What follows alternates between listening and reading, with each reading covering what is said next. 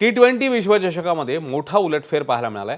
Australia संघाचा 23 धावांनी पराभव करत झिम्बाब्वेने आपल्या स्पर्धेतला दुसरा विजय नोंदवलाय।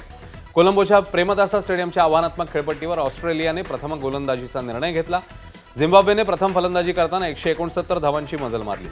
प्रत्युत्तरात ऑस्ट्रेलियाचा डाव केवळ 146 धावातच आटोपला।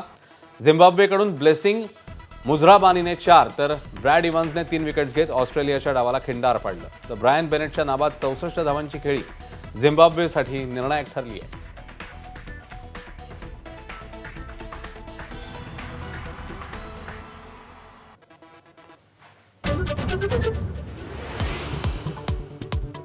विलिनीकरणानंतर दोन्ही राष्ट्रवादीचं नेतृत्व अजित पवार करणार होते। शशिकांत शिंदेंचा मोठा दावा, तर शिंदेंचं लिखाण गैर आणि अनाठाई, तटकरेंचा पलटवार।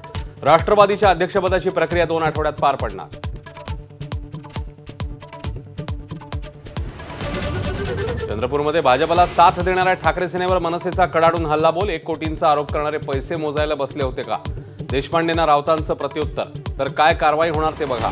ठाकरे सेनेचा नगरसेवकांना इशारा।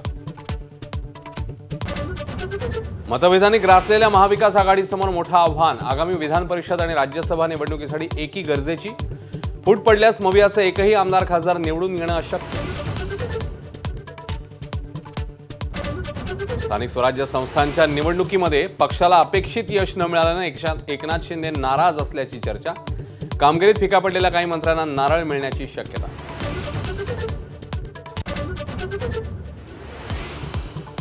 अन्न आणि औषध प्रशासनाचा लिपिक 35,000ची लाच घेताना रंगेहात ताब्यात। लाच प्रकरणाशी संबंध आल्यास राजीनामा देणार।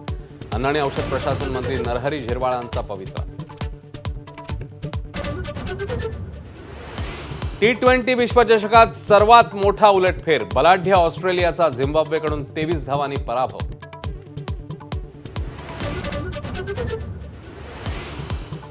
बांगलादेशमध्ये 17 वर्षांनंतर पुन्हा बांगलादेश नॅशनलिस्ट पक्षाची सत्ता। पक्षाचे अध्यक्ष तारिक रहमान यांचं पंतप्रधान मोदींकडून अभिनंदन।